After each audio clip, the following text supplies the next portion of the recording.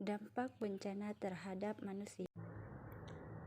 Bencana alam merupakan sesuatu kejadian yang sangat mengerikan di masyarakat. Bencana alam ini dapat terjadi kapanpun dan dimanapun.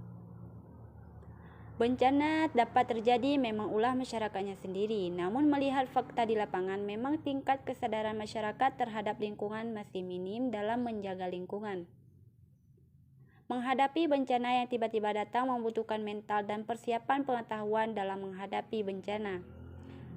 Salah satu profesi yang dapat memberikan tindakan atau pelayanan kepada para korban bencana alam adalah profesi konseling, yaitu dengan memberikan pelayanan konseling. Konseling adalah pelayanan bantuan oleh tenaga profesional kepada seseorang atau sekelompok individu untuk mengembangkan kehidupan efektif.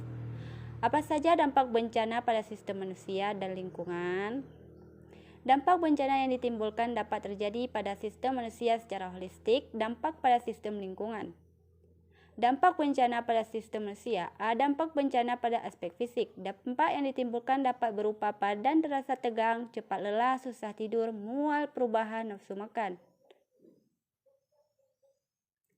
B. Dampak bencana pada aspek psikologis. Masalah kesehatan jiwa juga terjadi akibat bencana alam ini. Anggota masyarakat yang kehilangan pekerjaan, sawah, ladang, dan tempat tinggal.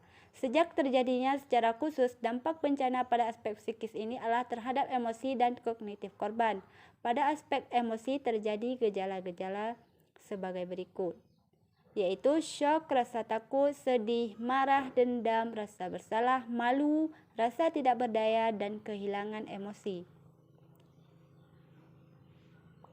Berdasarkan hasil penelitian empiris, dampak psikologis dari bencana dapat diketahui berdasarkan 3 faktor, yaitu faktor prabencana, faktor bencana, dan faktor pasca bencana. Tomoko 2009.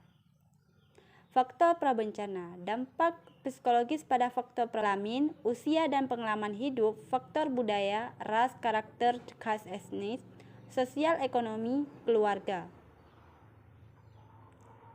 Yang kedua, faktor bencana. Faktor ini dampak psikologis dapat ditinjau dari beberapa hal di bawah ini, yaitu A. Ditinggal mati oleh sanak keluarga atau sahabat, B. Diri sendiri atau keluarga terluka, C. Pindah tempat tinggal akibat bencana, D. Bencana yang menimpa seluruh komunitas.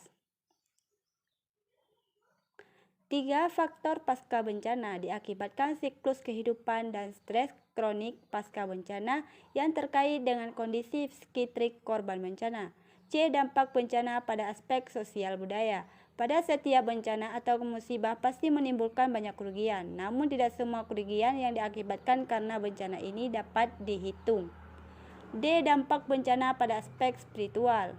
Spiritual digambarkan sebagai pengalaman seseorang atau keyakinan seseorang dan merupakan bagian dari kekuatan yang ada pada diri seseorang dalam memaknai kehidupannya. 2. Dampak bencana pada lingkungan. Akibat kerusakan lingkungan, selain rusaknya infrastruktur, fasilitas lain yang menyangkut kebutuhan dasar manusia juga terganggu. Upaya konselor dalam mengatasi masalah yang dihadapi oleh bencana alam. Pemberian layanan konseling komunitas sangat tepat bagi korban bencana alam yang akan membantu serta mengarahkan individu dan kelompok masyarakat yang terkena bencana alam untuk bisa bangkit dan berjuang kembali secara fisik dan psikologis menuju kesejahteraan yang ingin dicapai. Layanan konseling bencana pada prinsipnya dibutuhkan oleh semua korban bencana yang mengalami trauma atau situasi krisis. Jenis-jenis layanan yang dapat diberikan kepada korban yaitu play terapi bagi korban anak-anak. Konselor dapat memberikan play terapi. Layanan yang diberikan kepada anak-anak hendaknya dapat sesuai dengan karakteristik perkembangan baik aspek sosial, kognitif,